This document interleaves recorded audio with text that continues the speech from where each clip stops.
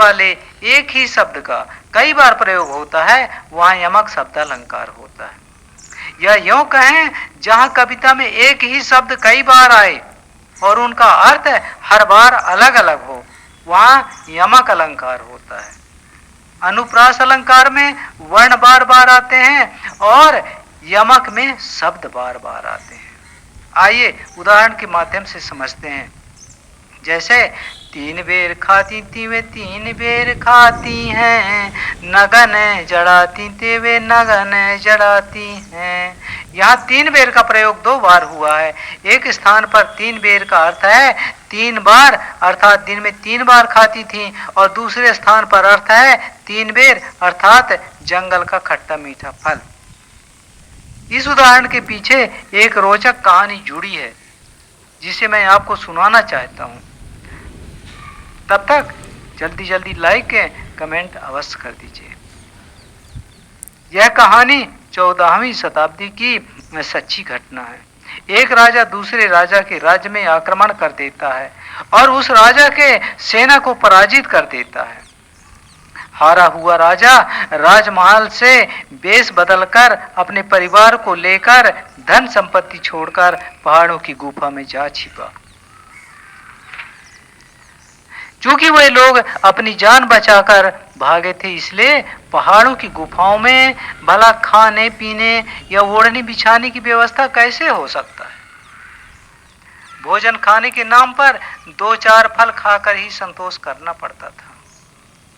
जो कभी नगनगीनों अर्थात हीरे जवाहरात सुंदर कीमती गहनों से सजी रहती थी, आज वह रानियां वनवासी बनकर शीत में वस्त्रों की कमी से नग्न ठिठुर रही हैं।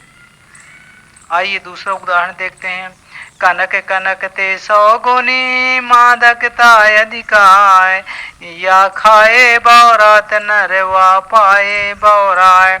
यहाँ पर कनक शब्द दो बार आया है।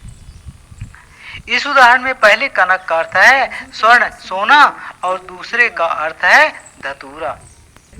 ऊंचे घोर मंदिर के अंदर रहन वारी, ऊंचे घोर मंदिर के अंदर रहती हैं। यहाँ पहले घोर मंदिर का अर्थ है भव्य महल और दूसरे घोर मंदिर का अर्थ है पहाड़ की अंधेरी गुफा। कहानी वही है जो पहले सुना चुका हूँ, इसलिए यहाँ भी यमक अलंकार है। अगला उदाहरण देखिए।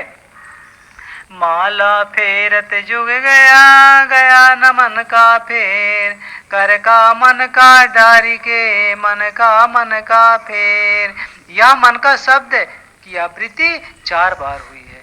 पहले और तीसरे स्थान पर मन का अर्थ है हृदय का, जबकि दूसरे स्थान पर मन का अर्थ है माला के मोती, और चौथे स्थान पर मन का अर्थ है सच्ची भक्ति। कबीर दास कहते हैं हाथ का माला फेरते फेरते युग बीत गया लेकिन मन भक्ति में नहीं लगा, इसलिए हाथ का माला मोती फेंक कर भक्ति में मन लगा, इसलिए यहाँ यमक अलंकार है। इधर करना उदास। इन पंक्तियों में हरि शब्द 7 बार आया है।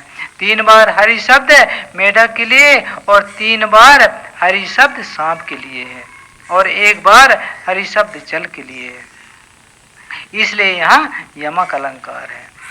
व्याख्या है नदी किनारे बैठकर मेढक बोला और सांप ने सुना। मेढक की आवाज को सुनकर सांप मेढक को खाने के लिए उसके पास गया। जैसे ही मेढक सांप को पास आते देखा तो जल में कूद गया। तब सांप उदास होकर लौट आया।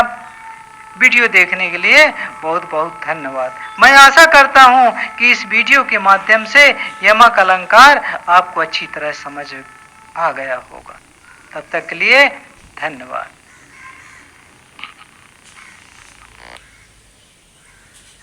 बस इतने हैं। 5 मिनट हो गए ना। 4 मिनट 32 सेकेंड।